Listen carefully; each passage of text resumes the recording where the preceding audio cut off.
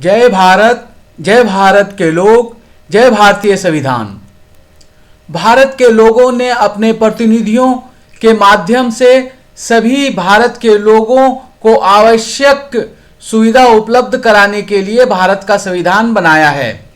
भारत के संविधान के अनुसार भारत के लोग अपने प्रतिनिधियों एवं सेवकों को चुनते तथा नियुक्त करते हैं, जिन्हें भारत के संविधान के अनुसार सभी भारतीयों को सभी संवैधानिक सुविधाएं उपलब्ध करवानी होती है, जिसके लिए भारत के लोग टैक्स देते हैं।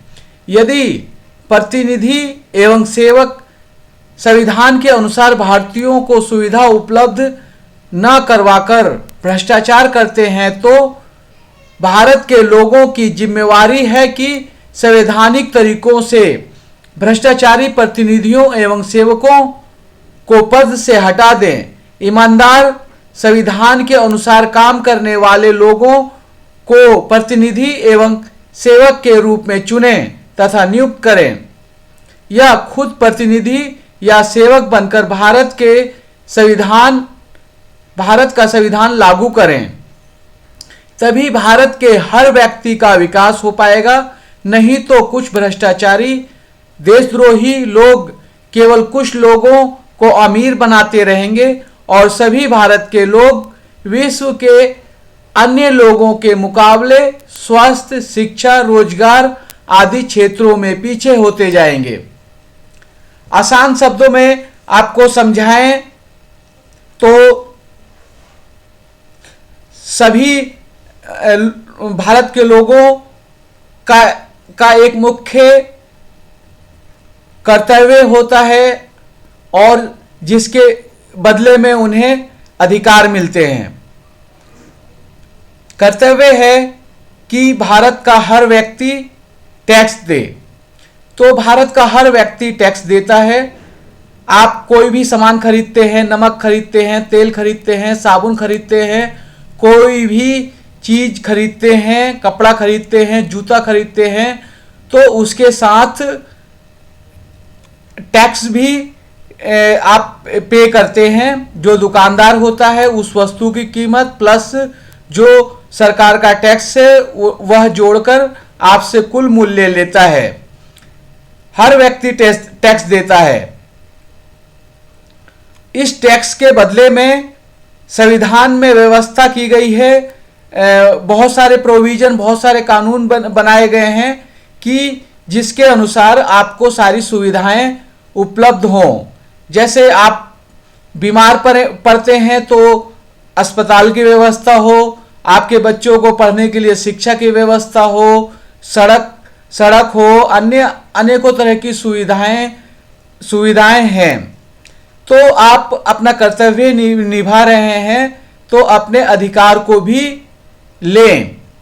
अधिकार लेने के लिए आपको यह ध्यान रखना पड़ेगा कि आपने जिन प्रतिनिधियों को चुना है या जो सेवक हैं, जो भी अधिकारी हैं, डीएम हो गया या एसडीएम हो गया या जो भी है, पुलिस, कोर्ट, जो भी कर्मचारी हैं, सब सेवक के दायरे में आते हैं। यहाँ तक कि राष्ट्रपति, उपराष्ट्रपति भी एक सेवक है। वह जब पद पर बैठता है तो अपने आप को सेवक कहता है।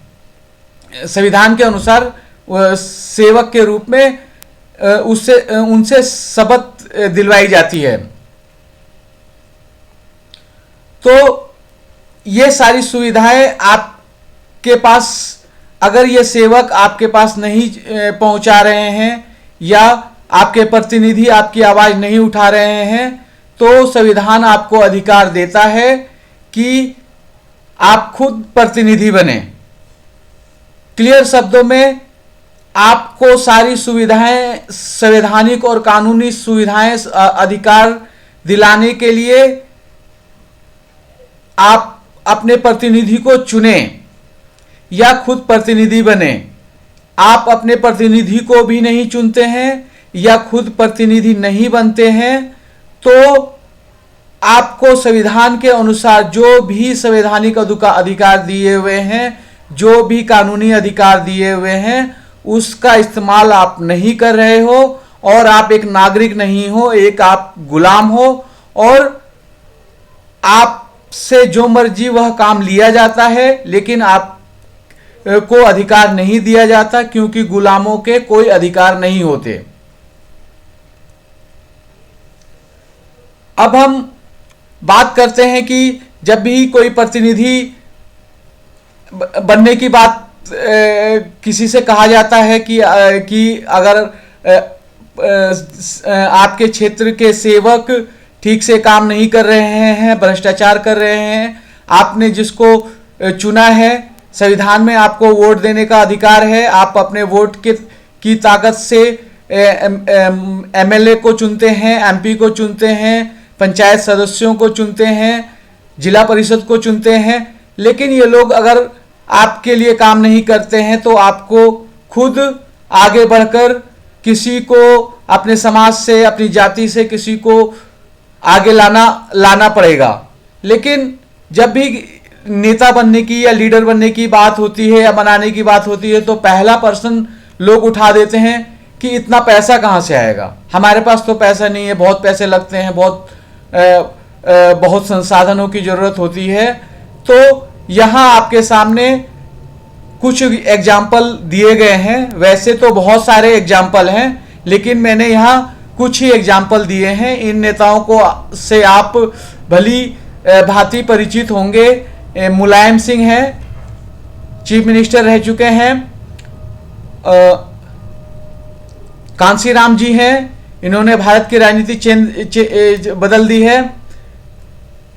कर्पूरी ठाकुर हैं, बिहार के चीफ मिनिस्टर रहे हैं। रामविलास पासवान जी हैं, मायावती जी हैं, लालू यादव जी हैं। इन सभी नेताओं से आप भली भांति परिचित हैं, और यह अपनी शुरुआती दिनों में हमारे आपकी तरह ही एक निम्न परिवार के, एक गांव के परिवार से ये लोग निकल के आए, और इन्होंने लीडरशिप ली। लीडरशिप लेना, नेता बनना क्या होता है? नेता बनना, जो नेता बनता है वह जिम्मेवारी लेता है।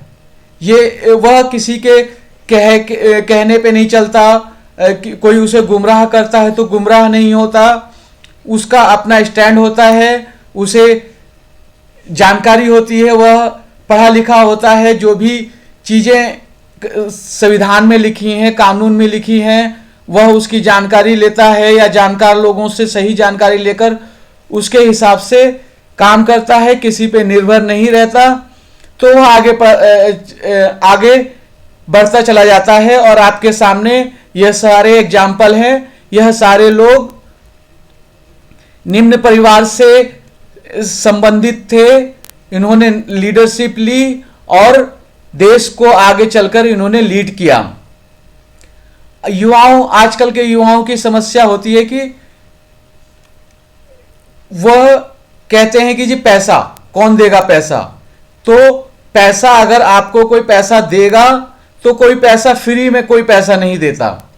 अगर कोई पैसा आपको दे रहा है तो फिर आपसे वह काम कराएगा, आप उसके गुलाम होंगे, आप नेता नहीं होंगे। अगर आपको नेता बनना है तो आपको खुद आगे बढ़ के संविधान के हिसाब से अपने अधिकार लेने पड़ेंगे, अपने परिवार के अधिकार दिलाने पड़ेंगे, अपने समाज के, जाति के, क्षेत्र के लोगों को अधिकार दिलाना पड़ेगा। लोगों को लगेगा कि हाँ, आप अधिकार दिला रहे हैं, आप सच्चाई से काम कर रहे हैं, आप ईमानदारी से काम कर रहे हैं, आप लोगों को लीड कर सकते हैं, तो लोग आपसे जुड़ते जाएंगे और आपकी ताकत, आपका जन समर्थन बढ़ता जाएगा। और जब आपके पास जन समर्थन होगा तो बड़े बड़े पूंजीपति भी आपके पास आएंगे, बड़े बड़े उद्योगपति भी आपके पास आएंगे, और समाज के भी लोग ऐसे निकल के आएंगे जो आपको हर तरीके से सहयोग देने के लिए तैयार रहेंगे, आपके को पैसे से भी सहयोग करेंगे, आपको हर तरह से सहयोग करेंगे और आपका काम नहीं रुकेगा। लेकिन इसके लिए पहले आपको नेता बनना पड़ेगा, मेहनत करनी पड़ेगी, लोगों के काम करवाने पड़ेंगे, संविधान को समझना पड़ेगा, कानून को समझना पड़ेगा। आपके सामने हजारों एग्जाम्पल हैं, जिसमें से मैंने कुछ एग्जाम्पल आपको यहां दिया है। अब हम बात करेंगे कि हमें काम कैसे करना है। हमने संविधान अनुपालन समिति, एंटी करप्शन डायनामिक पार्टी और डीआरए 3 अलग अलग चीजें हैं, तो इनको हम यहां नहीं बताएंगे क्योंकि यह वीडियो बहुत छोटा बनाना है। तो हमारे जो अगर हम यहाँ एंटी करप्शन डायनामिक पार्टी की बात करें तो संगठन 13 स्तर पर संगठन है। पहले पे राष्ट्रीय स्तर, फिर दूसरे राज्य स्तर, केंद्र शासित प्रदेश, परमंडल, जिला, लोकसभा क्षेत्र, अनुमंडल, विधानसभा क्षेत्र, प्रखंड, पंचायत, मतदान केंद्र, गांव, मतदान केंद्र। तो इन सब स्तरों पर संगठन बनाने की आवश्यकता होती है। इसमें सबसे महत्वपूर्ण जो स्तर होता है वह लोकसभा के स्तर की कार्यकारिणी होती है, या लोकसभा का के स्तर का नेता होता है। दूसरा इंपॉर्टेंट जो होता है विधानसभा क्षेत्र, असेंबली कॉन्स्टिट्यूएंसी स्तर का की कार्यकारिणी या नेता। इन पूरे स्ट्रक्चर में, पूरा जो ऑर्गेनाइजेशन का स्ट्रक्चर है, इसमें 2 ही सबसे ज्यादा महत्वपूर्ण हैं। एक लोकसभा का अध्यक्ष हो, लोकसभा की कार्यकारिणी का सदस्य हो, या विधानसभा का अध्यक्ष हो, या विधानसभा का कार्यकारिणी का सदस्य हो और विधानसभा की उसके पास जिम्मेवारी हो, तो वह बहुत इंपॉर्टेंट स्तर पर है। क्योंकि अगर कोई, मान लीजिए कोई राष्ट्रीय अध्यक्ष है या किसी राज्य का अध्यक्ष है, तो वह अपनी पार्टी में राष्ट्रीय अध्यक्ष होगा, अपने संगठन में राज्य का अध्यक्ष होगा, लेकिन संवैधानिक पद उसके पास कोई नहीं है। इस वजह से उसे कोई भी पार्टी में मान्यता रहेगी, पार्टी से बाहर जो पार्टी के लोग नहीं है वह उसे क्यों मान्यता देंगे। वह हर व्यक्ति की अपनी अपनी पार्टी होती है, तो वह अपनी पार्टी के लोगों को मान्यता देगा, आपकी पार्टी को के लोगों को मान्यता क्यों कौन देगा। तो चाहे कोई राष्ट्रीय अध्यक्ष हो, चाहे राज्य का अध्यक्ष हो, केंद्र शासित प्रदेश का अध्यक्ष हो, परमंडल का अध्यक्ष हो या कार्यकारिणी सदस्य हो, इनकी वैल्यू जो है वो केवल और केवल पार्टी तक सीमित है। लेकिन जो विधानसभा क्षेत्र के अध्यक्ष हैं या कार्यकारिणी सदस्य हैं और लोकसभा क्षेत्र के अध्यक्ष हैं या कार्यकारिणी सदस्य हैं, यह इंपॉर्टेंट इसलिए इस वजह से है क्योंकि यह संवैधानिक प्रक्रिया, चुनाव में भाग लेकर मेंबर ऑफ पार्लियामेंट बन सकते हैं, या विधानसभा के अध्यक्ष जो हैं वो अपने क्षेत्र में अच्छा काम कर रहे हैं और चुनाव लड़कर यह मेंबर ऑफ लेजिस्लेटिव असेंबली, विधानसभा के सदस्य बन सकते हैं। और विधानसभा के सदस्य बनकर या मेंबर ऑफ पार्लियामेंट के लोकसभा के का सदस्य बनकर और आप ऊंचे से ऊंचे पद पर जा सकते हैं, राष्ट्रपति के पद तक भी जा सकते हैं। अपनी पार्टी में तो आपकी महत्वपूर्ण भूमिका हो ही जाएगी, साथ ही साथ आप संवैधानिक पद पे ऊंचे से ऊंचे पद पे जा सकते हैं। तो इस वजह से विधानसभा स्तर की कार्यकारिणी इंपॉर्टेंट है और लोकसभा स्तर की कार्यकारिणी इंपॉर्टेंट है, लेकिन इस पूरे कार्यकारिणी की अपनी अपनी इंपॉर्टेंस है। हम पूरी तरह से सफल जब होंगे जब हमारी राष्ट्रीय से लेकर बूथ लेवल तक की कार्यकारिणी होगी। मैंने आपको पीछे कुछ नेताओं के वो दिखाए, कर्पूरी ठाकुर, लालू प्रसाद यादव, रामविलास पासवान या कांसीराम, या जो भी ये नेता है, मायावती जी हैं, मुलायम सिंह हैं।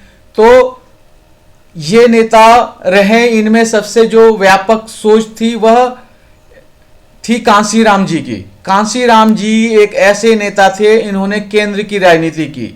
इनका उद्देश्य केंद्र की सत्ता को हासिल करना था, और अगर यह कुछ समय और रहते तो केंद्र की सत्ता हासिल भी कर लेते, लेकिन साजिश के तहत या कुछ भी कहें, ये हमारे बीच नहीं रहे।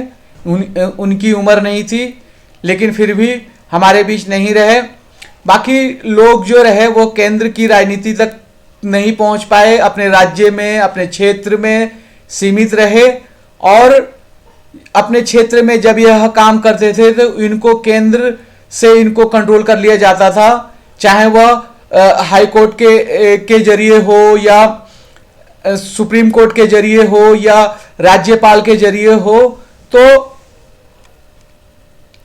हमारे लिए इम्पोर्टेंट है कि अगर आप राज्य तक भी मजबूत हैं तो भी आप पूरी तरह से मजबूत नहीं हैं। यह आपके सामने यह एग्जाम्पल है। ये आपको पूरा मजबूत होना है तो आपको राष्ट्रीय लेवल तक मजबूत होना पड़ेगा, मतलब बूथ लेवल से लेकर राष्ट्रीय लेवल तक मजबूत होना पड़ेगा। और हर लेवल पर मजबूत होने के लिए आवश्यक है कि हर लेवल के कार्यकर्ता अपने अपने लेवल पर बहुत ईमानदारी से, मेहनत से काम करते रहें।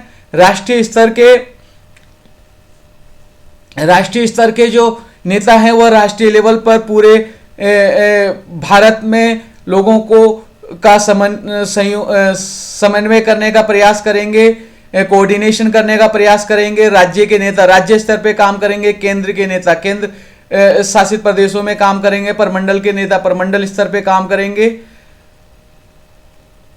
तो जो फील्ड में होते हैं अक्सर उनसे प्रश्न किया जाता है कि आप आओ, हमारे को संभालो, हमारे लिए कुछ आप सहयोग करो। तो यह संभव नहीं हो पाएगा कि केंद्र का कोई व्यक्ति है हर बूथ पे जाकर बूथ लेवल के लोगों की हेल्प करे, या हर विधानसभा के लेवल पे जाकर हेल्प करे, या हर लोकसभा की लेवल पे जाकर हेल्प करे। यह जिम्मेवारी अगर किसी को लोकसभा की जिम्मेवारी दी गई तो वह अपने लोकसभा की जिम्मेवारी खुद एक नेता के रूप में ले, पूरी जिम्मेवारी ले और लीड करे। हर स्तर पर लोगों को अपनी अपनी लेवल की जिम्मेवारी लेनी पड़ेगी। पहले मैंने समझाया हुआ है कि जो राष्ट्रीय लेवल की कार्यकारिणी है उसकी जिम्मेवारी है कि हर राज्य से प्रतिनिधियों को नियुक्त करके राज्य की कार्यकारिणी बनवाए। राज्य की कार्यकारिणी की जिम्मेवारी है कि और केंद्र शासित प्रदेशों की जिम्मेवारी है कि परमंडल स्तर की कार्यकारिणी बनाए अपने क्षेत्र में, और परमंडल स्तर की कार्यकारिणी की जिम्मेवारी है कि अपने क्षेत्र में जिला स्तर की कार्यकारिणी बनाए। इस तरह से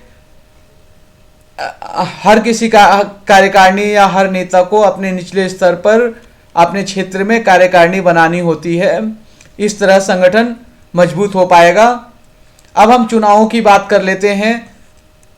इन कार्यकारिणियों में से ही कार्यकारिणी के सदस्य ही अपना एक नेता चुनेंगे और उसको चुनाव लड़वाएंगे ताकि वह इस संवैधानिक पद पर जाकर आप लोगों की आवाज उठा पाए।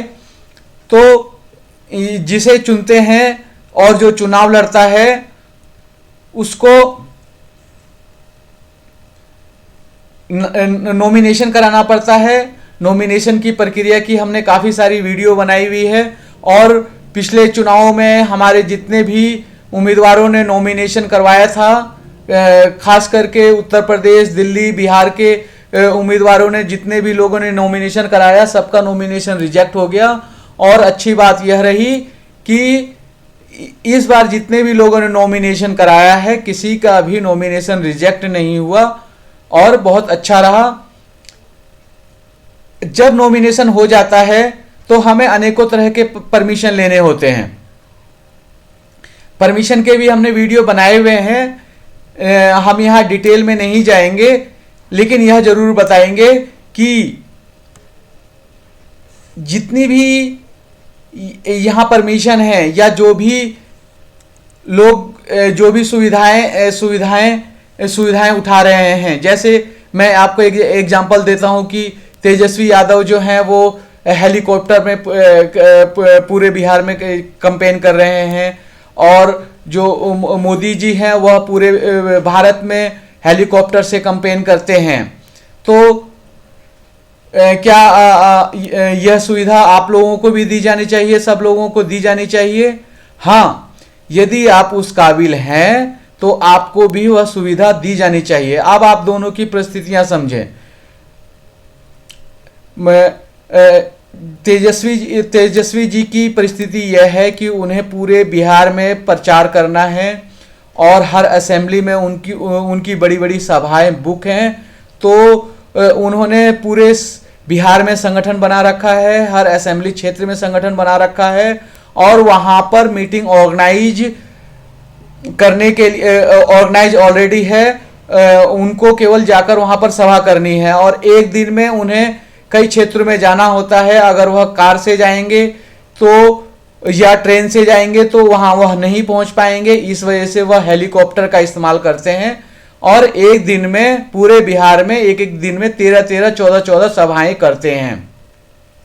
तो यदि आपने अपना संगठन इतना मजबूत कर लिया है और आप भी हर जगह आपकी डिमांड है और आप मीटिंग आपको सभाएं लेनी है, तो आपको भी पार्टी हेलीकॉप्टर उपलब्ध करवाएगी। लेकिन आप खुद सोचिए कि मान लीजिए आप केवल एक असेंबली में इलेक्शन लड़ रहे हैं, तो आपको अगर हेलीकॉप्टर उपलब्ध करवाया जाए तो आप उस हेलीकॉप्टर का करोगे क्या, है ना? तो इसी तरीके से ये सारी चीजें जो हैं, ये सारी चीजें सभी कार्यकर्ताओं के लिए उपलब्ध हैं, लेकिन वह उतनी क्षमता हमारे अंदर होनी चाहिए, या हमारा संगठन उतना मजबूत होना चाहिए, तभी हम उसका एक्सपेंसेस बेयर कर पाएंगे। एक्सपेंसेस बेयर जो अगर हम जो भी इन चीज़ों का इंतजाम करते हैं, तो इंतजाम करने की जिम्मेवारी मैंने ऊपर भी पहले आपको बताया यहाँ कि नेताओं की होती है, और नेता हर स्तर के हैं, राष्ट्रीय स्तर के हैं, राज्य स्तर के हैं, लोकसभा स्तर के हैं, विधानसभा स्तर के हैं। तो सबकी जिम्मेवारी है कि संगठन को मजबूत करने के लिए जो भी चुनाव कर रहे हैं वह इन सब चीज़ों के लिए एक्सपेंसेस का इंतजाम करें। Helicopter, party office, meeting, loud speaker, rally की, व्हीकल की, ये और भी जो भी चीज़ें हैं। तो जो कैंडिडेट के लिए ज़रूरी हो सकती है, कैंडिडेट के लिए क्या क्या ज़रूरी हो सकती है, उसके पास 4 व्हीलर हो या 2 व्हीलर हो, ताकि उससे वह अपने क्षेत्र में घूम सकता है। तो अगर वह 2 व्हीलर और या 3 व्हीलर या 4 व्हीलर कोई यूज करता है, तो उसके लिए व्हीकल परमिशन की आवश्यकता होती है। तो यदि वह व्हीकल की परमिशन ले लेता है और उसको ज़रूरत है, पूरे क्षेत्र में उसके संगठन बने हुए हैं, तो उसके व्हीकल का इंतजाम करने की जिम्मेवारी उसकी खुद की भी है और पार्टी की भी है। तो इसमें पार्टी भी मदद कर सकती है और खुद भी इंतजाम कर सकते हैं। जिस भी लेवल पे संभव हो पाए, अपने लेवल पे इंतजाम करवाने का प्रयास पार्टी के लोग भी करेंगे और उम्मीदवार को भी करना चाहिए। तो मैं सबकी डिटेल में नहीं जाऊंगा, सिंपल शब्दों में है कि जितनी भी सुविधाओं का इस्तेमाल अन्य पार्टी के लोग कर रहे हैं, वह सारी सुविधाएं हम भी इंतजाम कर सकते हैं। समाज के लोग हमारे को भी उतनी मदद कर सकते हैं, लेकिन हम उतनी ईमानदारी से अपना उतना मजबूत संगठन बना पाएं, हम एक निश्चित दिशा में आगे बढ़ पाएं, तो लोग हमें समर्थन करेंगे, संगठन हमें समर्थन करेंगे। और यदि आप आगे लीडरशिप ले रहे हो, तो आप अपने क्षेत्र के लोगों का प्रतिनिधित्व कर रहे हो। आप अकेले अपने लिए तो कुछ कर नहीं रहे हो, आप अपने पूरे क्षेत्र का प्रतिनिधित्व करोगे। तो जब आप अपने क्षेत्र का प्रतिनिधि बनने जा रहे हैं, तो आपको प्रतिनिधि बनाने की पहले जिम्मेवारी आपके परिवार के लोगों की है, फिर आपके रिश्तेदारों की है, फिर आपके गांव की, क्षेत्र की है, और आपके जाति के लोगों की है, पूरे क्षेत्र के लोगों की है। तो आपकी जिम्मेवारी है कि ईमानदारी से, मेहनत से आप उनके लिए काम करें, और उन सब लोगों की जिम्मेवारी है कि जब आप आगे बढ़ रहे हैं तो हर तरह से सहायता देकर आपको जितवाएं और आपको आगे बढ़ाएं, ताकि आगे चल के आप उनकी आवाज आप बन सको। ये जितने भी नेता हैं, इन्हें समाज के लोगों ने, क्षेत्र के लोगों ने, इनके जाति के लोगों ने और पिछड़े वर्गों के लोगों ने इनको हर तरीके से सहायता दी। तो यह लोग शुरू में आगे बढ़े, परिवार के लोगों ने भी इनको मदद किया, रिश्तेदारों ने भी मदद किया, तो यह आगे बढ़े। शुरू में बड़े बड़े पूंजीपतियों ने इनको सहयोग नहीं किया, इनका साथ नहीं दिया, लेकिन जब ये नेता बन गए तो फिर इन्हें बड़े बड़े लोगों ने इनको सहयोग किया।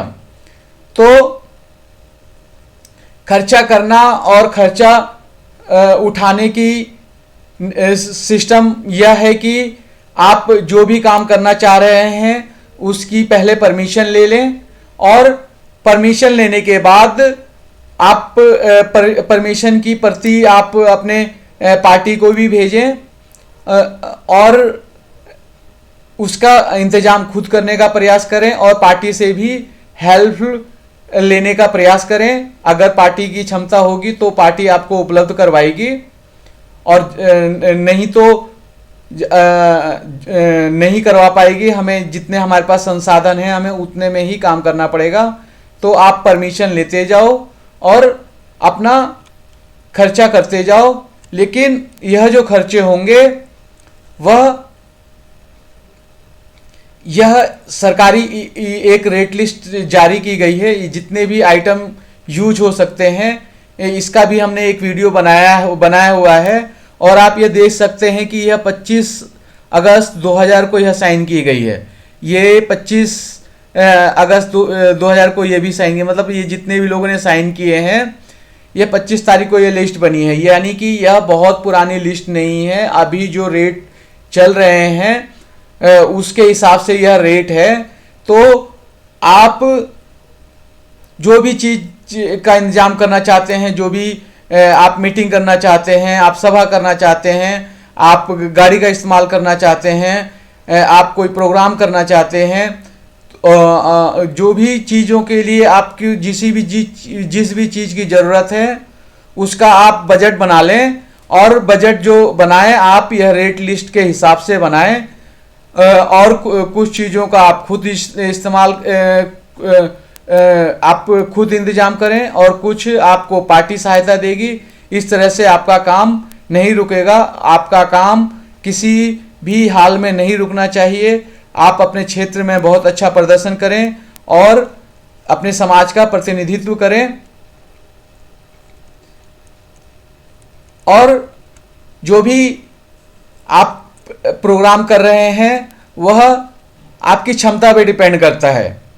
मान लीजिए आप कोई एक गांव लेवल की आप वो कर रहे हैं, मीटिंग कर रहे हैं, तो उस गांव में मान लीजिए 2 बूथ हैं, तो 2 बूथों में आपकी कार्यकारिणी होनी चाहिए, तब तो आप गांव लेवल का प्रोग्राम कर पाओगे ना।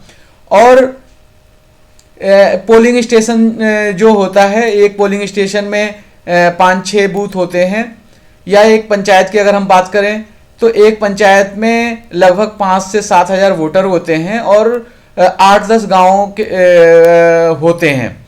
तो अगर आप पंचायत लेवल का प्रोग्राम कर रहे हो तो आपकी कार्यकारिणी होनी चाहिए हर गांव के अंदर में, जो भी, यानी आपके पंचायत में मान लीजिए 50 बूथ हैं, तो 50 बूथ पे आपकी कार्यकारिणी है, तभी तो हर कार्यकारिणी से कुछ सदस्य जाएंगे और आपका पंचायत लेवल का प्रोग्राम होगा, और आप वहां पर एक मंच सजाएंगे, एक पंडाल लगाएंगे, और एक सभा का आयोजन करेंगे, कुर्सी लगवाएंगे और भी जो भी खर्चे हो सकते हैं वो करवाएंगे। तो अगर आपके पंचायत में जितने भी बूथ हैं उन बूथों में आपकी कार्यकारिणी बनी हुई है तो आप पंचायत लेवल का प्रोग्राम कर सकते हैं। ऐसे ही अगर आपके प्रखंड लेवल का प्रोग्राम करना चाह रहे हैं तो आपके प्रखंड में जितने भी पोलिंग बूथ हैं, गांव हैं, पोलिंग स्टेशन है, पंचायत है, हर जगह आपकी कार्यकारिणी बनी हुई होनी चाहिए। तो एक सिस्टम है, वह सिस्टम सारी पार्टियों को फॉलो करना पड़ता है। इसी वजह से कोई भी एक पार्टी होती है और वह पटना में या राजधानी में एक बड़ा प्रोग्राम करते हैं तो बहुत सारे 10 लाख, 5 लाख, 7 लाख, 4 लाख, 3 लाख लोग उस सभा में उपस्थित हो जाते हैं और बहुत आसानी से उपस्थित हो जाते हैं, क्योंकि इनके ये booth level, village level, polling station level, panchayat level के प्रोग्राम बने, इनकी कार्यकारिणी बनी हुई होती है। तो आप विधानसभा का अगर चुनाव लड़ रहे हैं तो और आप सभा करना चाह रहे हैं तो आपकी यह कार्यकारिणी बनी हुई है तो आप सभा कर रहे हैं तो सफल है। नहीं, अगर आपकी यह कार्यकारिणियां नहीं बनी हुई है तो आप डोर टू डोर कीजिए, 1-2 लोगों को ले लीजिए या जितने भी आपके दोस्त हैं, रिश्तेदार हैं, गांव के लोग हैं, क्षेत्र के लोग हैं, जितने लोग आ सकते हैं आप उनको लेकर पूरे क्षेत्र में घूमिए। और अगर आपकी मतदान लेवल की, गांव लेवल की, पोलिंग स्टेशन लेवल की, पंचायत लेवल की कार्यकारिणियां बन चुकी हैं तब आप सभा कीजिए। फिर सभा का खर्चे का इंतजाम फिर आपको भी करना पड़ेगा और आपके क्षेत्र के लोगों को, आपके परिवार के लोगों को, रिश्तेदारों को मिलजुल के यह सब करना पड़ेगा और पार्टी को भी उसमें सहयोग करना पड़ेगा और पार्टी हर स्तर पर आपको हर संभव सहायता उपलब्ध कराने के लिए उपस्थित है। तो इस तरह से हम जीत पाएंगे। तो यह काम उम्मीद है आपको यह पूरी अच्छी तरह से समझ में आ गया होगा कि आप जितना भी खर्चा करना चाहें, खर्चा करने की कोई वो नहीं है, लेकिन खर्चे जो होंगे वह नियमों के हिसाब से होंगे, किसी नियम का कोई उल्लंघन नहीं किया जाएगा और संगठन की मजबूती के हिसाब से काम करेंगे। आप मान लीजिए आपका पूरे बिहार में कहीं कोई संगठन नहीं है और आप कहेंगे जी हम सीधे पटना में 10 लाख लोगों का प्रोग्राम करा लेंगे और आप इसके लिए इतना पैसा खर्च करो, तो मान लीजिए ऐसी स्थिति में पार्टी आपको पूरा प्रोग्राम करने का पैसा आपको दे देती है। मान लीजिए आपके पूरे प्रोग्राम में बहुत सारे पैसे भी खर्च हो जाते हैं, लेकिन क्योंकि आपका संगठन बना हुआ नहीं है, आपकी उस प्रोग्राम में कोई आएगा ही नहीं, तो उस खर्चा करने का क्या फ़ायदा। ऐसे ही मान लीजिए असेंबली लेवल पे आप एक बड़े प्रोग्राम का के लिए पैसे का इंतजाम करते हैं, पार्टी भी आपको मदद करती है, लेकिन क्योंकि आपकी कार्यकारिणी बूथ लेवल पे, विलेज लेवल पे, पोलिंग स्टेशन लेवल पे नहीं बनी हुई है तो वो जो आप प्रोग्राम कराएंगे उसमें लोग नहीं आएंगे, तो वो प्रोग्राम कराने का फ़ायदा नहीं है। तो आप डोर टू डोर, घर घर घूमें, लोगों को लेकर ज़्यादा से ज़्यादा लोगों के संपर्क में रहें और आजकल सोशल मीडिया पर बहुत अच्छा लोग कैंपेन कर रहे हैं। सोशल मीडिया का फ़ायदा उठाएं और नेटवर्किंग से काम कीजिए। आपके नेटवर्क में जितने आपके दोस्त हैं, जितने परिवार के लोग हैं, जितने जानने वाले लोग हैं, सबको फ़ोन करके, व्हाट्सअप करके आप बताओ कि जी आप उम्मीदवार बने हो और उनसे आप रिक्वेस्ट करो कि वह अपने पूरे क्षेत्र की जिम्मेवारी लें, उस क्षेत्र में पूरा आपका प्रचार करें।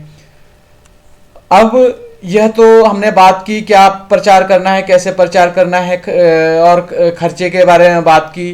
तो सीधे शब्दों में आपको कहें कि खर्चा करने के लिए आपको कोई मनाही नहीं है, खर्चे नियम से होंगे, लेकिन जिस स्तर का आप खर्चा करना चाह रहे हैं उतनी मजबूत आपकी संगठन होना चाहिए और दूसरा आपके पास परमिशन होनी चाहिए और तीसरा आपको जो ये सरकारी लिस्ट है, पूरे आइटम की लिस्ट है, इसका वीडियो हमने बनाया है, इसके हिसाब से पार्टी अगर हेल्प करेगी तो इस रेट लिस्ट के हिसाब से हेल्प करेगी और यह अभी जारी की गई लिस्ट है, यह पुरानी लिस्ट नहीं है। अब हम बात करें कि हम इतनी सारी पार्टियां ऑलरेडी चुनाव लड़ रही हैं, तो हम क्यों लड़ रहे हैं। देखिए, आज़ादी के इतने सालों के बाद भी और संविधान लागू होने के उतने सालों के बाद भी हम विश्व के अन्य देशों के मुकाबले में हर रोज पीछे होते जा रहे हैं। हमारा रुपया डॉलर के मुकाबले गिरता जा रहा है। हमारी शिक्षा का स्तर दुनिया के मुकाबले में गिरता जा रहा है। स्वास्थ्य का स्तर हमारे दुनिया के मुकाबले में गिरता जा रहा है। तो अब हमें बिल्कुल पूरा विश्वास हो गया है कि कोई ऐसी पार्टी नहीं है जो हमारे देश को ऊपर उठा सके, हमारे लोगों को ऊपर उठा सके, संवैधानिक सुविधाएं उपलब्ध करवा सके। इस वजह से हमने खुद अपनी पार्टी बनाई और हमने खुद लीडरशिप लेने की प्लानिंग की। आप अगर जो संविधान में दिए हुए संविधान की पूरी लागू करने की बात तो आप छोड़ दीजिए, संविधान में दिए गए 7 मुद्दे हैं। अगर हम इन 7 मुद्दों की ही बात कर लें तो स्वास्थ्य का मुद्दा है, तो स्वास्थ्य सुविधाएं पूरे भारत में, स्वास्थ्य की स्थिति बहुत खराब है, बिहार की तो बहुत ज़्यादा खराब है। शिक्षा की स्थिति खराब है, रोजगार की स्थिति खराब है, बेरोजगार हैं लोग, मूल संपत्ति, लोगों के पास घर नहीं है, दुकान नहीं है, खेत नहीं है, मूल सेवाएं, लोगों के पास रोड नहीं है, पानी नहीं है, बिजली नहीं है, और भी दिक्कतें हैं। सामाजिक और क्षेत्रीय प्रतिनिधित्व, आप कार्यकारिणी देख लो, आप अभी जो वर्तमान कार्यकारिणी है, जिनकी जैसे अति पिछड़े वर्ग के जाति के लोगों की 33% जनसंख्या है, उनका प्रतिनिधित्व एक भी कैबिनेट मंत्री इन्होंने नहीं बनाया। सारे कैबिनेट मंत्री 50-60% तो केवल और केवल ब्राह्मण हैं, उसके बाद राजपूत और बनिए हैं। तो वोट तो इन लोगों को सबका चाहिए, लेकिन आगे आप देखोगे कि केवल हर जगह केवल एक जाति के लोगों को बढ़ाया गया है। तो यह जो कांग्रेस, बीजेपी या अन्य जितनी भी पार्टियां हैं, ये जातिवादी पार्टियां हैं, संविधान विरोधी पार्टियां हैं, और ये पार्टियां जो हैं ये देश का विकास नहीं कर सकती। ये दिन पर दिन ये देश का बेड़ा गर्क कर रहे हैं। तो हम भारत के संविधान को पूरी तरीके से लागू करेंगे और स्वास्थ्य के क्षेत्र में, शिक्षा के क्षेत्र में, रोजगार के क्षेत्र में, और ये जो हमारे 7 मुद्दे हैं, इन सब क्षेत्रों में हम काम करेंगे। और सभी संवैधानिक पदों पर एवं सभी जगह सभी जातियों, धर्मों, अन्य सभी तरह के वर्गों को जनसंख्या के अनुपात में प्रतिनिधित्व दिलाने का प्रयास किया जाएगा। बिहार का मुख्यमंत्री बिंद, नुनिया, माझी, चाई, गोड़ी, मल्लाह, केवट, निषाद, मछुआरा आदि जातियों में से होगा। आंध्र प्रदेश की तरह 5 उप मुख्यमंत्री होंगे। एक उप मुख्यमंत्री अति पिछड़ी जाति से होगा, 2 उप मुख्यमंत्री पिछड़ी जाति से होगा, 3 उप मुख्यमंत्री मुस्लिम अल्पसंख्यक समाज से होगा, 4 उप मुख्यमंत्री अनुसूचित जाति अनुसूचित जनजाति से होगा, 5 उप मुख्यमंत्री सामान्य वर्ग से होगा। आज बिहार अन्य राज्यों की तुलना में सभी क्षेत्रों में अंतिम पायदान पर खड़ा है। मानव संसाधन एवं टेक्नोलॉजी का इस्तेमाल करके एवं सभी क्षेत्रों के विशेषज्ञों के साथ योजना बनाकर रोजगार, स्वास्थ्य, शिक्षा आदि सभी क्षेत्रों में बिहार को भारत का ही नहीं विश्व का अग्रणी प्रदेश बनाया जाएगा। ये जो हमने मुद्दे उठाए, हम राजनीति में आए क्योंकि इन मुद्दों को कोई नहीं उठा रहा था, कोई संविधान की बात नहीं कर रहा था। हमने यह मुद्दे उठाए तो आज हम देख रहे हैं कि हमारे पीछे अन्य पार्टियां भी इन मुद्दों को उठा रही है, इन मुद्दों को महत्व दे रही है। आज बिहार में और भी गठबंधन है, वो भी इन मुद्दों को उठा रहे हैं और इन मुद्दों के हिसाब से काम करने के लिए तैयार हैं। तो यह हमारी सफलता है कि लोग हिंदू मुसलमान के मुद्दों से, फालतू के मुद्दों से ध्यान हटाकर, दंगा फैलाने वाली पार्टियों से ध्यान हटाकर, देश बेचने वाली पार्टियों से ध्यान हटाकर, भ्रष्टाचार करने वाली पार्टियों से ध्यान हटाकर अपना ध्यान देश के विकास में लगा रहे हैं, संविधान को पूरी तरह से लागू करवाने में लगवा रहे हैं, शिक्षा और स्वास्थ्य के रोजगार पे लगा रहे हैं। तो एंटी करप्शन डायनामिक पार्टी के यह प्राथमिकताएं हैं। एंटी करप्शन डायनामिक पार्टी जैसा नाम में ही है, एंटी करप्शन यानी भ्रष्टाचार के विरुद्ध, भ्रष्टाचार के हम बिल्कुल खिलाफ में हैं। और जो हमारा गठबंधन है लोकतांत्रिक प्रतिनिधित्व गठबंधन, यानी कि हर जाति, हर समाज, हर धर्म के लोगों को प्रतिनिधित्व देना। तो यह हमारे मुद्दे हैं, इन मुद्दों को लेकर हम आगे चलेंगे। उम्मीद है आपको क्या काम करना है, कैसे काम करना है, लीडरशिप क्या होती है, प्रतिनिधि बनना क्या होता है, हम क्यों चुनाव लड़ रहे हैं, हम क्यों प्रतिनिधि बन रहे हैं, चीज़ें आपको समझ में आई होंगी। आपको अभी भी कोई दिक्कत रहे तो ज़रूर हमें बताइए, इस वीडियो में कमेंट करके हमें बताइए। हम आगे उन मुद्दों को लेंगे और चीज़ों को और क्लियर करने का हम प्रयास करेंगे। जय भारत, जय भारत के लोग, जय भारतीय संविधान।